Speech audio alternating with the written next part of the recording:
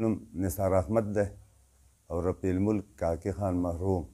زما والد صاحب شیرزاده خان، زما نیکه و الله دې وبخي. سجن اول د خپلو عوامو شکریه ادا کوم چې کله په منګوره کې بلدیاتي الیکشن شوی 2001 نه او د دې ټایمه پورې، نو زه د عوامو ډېره شکریه ادا کوم. او زما چې نن داسې مقام دی الله مهرباني ده او د دې خپل یون کونسل د رنګمالۍ د عوامو برکت دی. ډېر خلک دا مینه کوي چې موږ نثار خان له ووټ ورکوو او انشاءالله موږ به هغه امیر منتخب کوو. زموږ مشرانو او هغه خلکو فیصلې ښه کړې وې، هغه خدمتګارانو، هغه زه په خوله نه یم، زه د چا بد نه کوم نه غواړم، خو هغه 130 ورځې په کانټینر ولاړو او زموږ پښتنو دې خلکو ته دا بیلونه به سېدل، خلکو ووټ راواغېستو چې دا غله دي، عمران خان صاحب له یې ورکړو. نو زه د قوم نه دا تپوس کوم چې په هغه وخت کې مهنګایي ډېره وه که اوس ډېره ده، او هغه به دا اواز کوو چې د ملک مهنګایي راشي نو د هغې ملک وزیر اعظم غلی. نو د سچو نه غټ خو ماته دی ښکاره. نو دا زمونږ داسې مشکلات دي چې که تاسو وګورئ د مخبرو خبره هم ده، د سکو د اوبو خبره هم ده، د روډ د ټریفک ته تاسو وګورئ. نو دا 9 کاله پوره شو، خو صرف او صرف هغه خبرې دروغ وختې. نن پښتون پوه شو او ټول خلک په دې پوه دی چې دا د خدمت نه دي.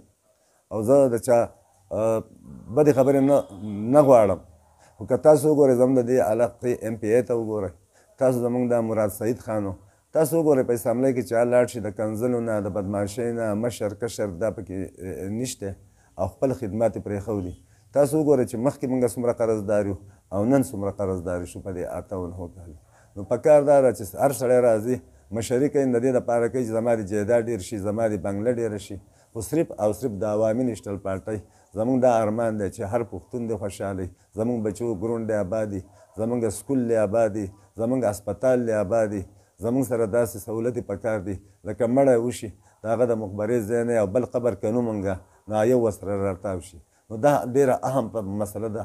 انشاءالله کله الله موږ له وخت راوستو، تاسو وګورئ دې نه مخکې حیدرودي پاتې شي او نو ډېرې مسلې ته وګورئ یونیورسټي دلته رخ شوې ده، په صوبه کې په هر ځای کې یونیورسټي رخ کړې. دا څومره سهولت شو چې د سوات سړی به پېښور ته تو نن هغه په سوات کې سبق وایي، که د چترال هغوی نو په چترال کې سبق وایي، که د دیر هغوی په دیر کې یونیورسټي ورته جوړه شوه. دا زمونږ منشور دی چې د پښتنو څومره خدمت یې نو زه به یې کوم. انشاءالله ټول خلک پوه شوي دي. که تاسو وکتو دلته نو MMA حکومت و په هغه وخت کې، نو په موږ باندې څه داسې تاسو زه پرې بحث کول نه غواړم.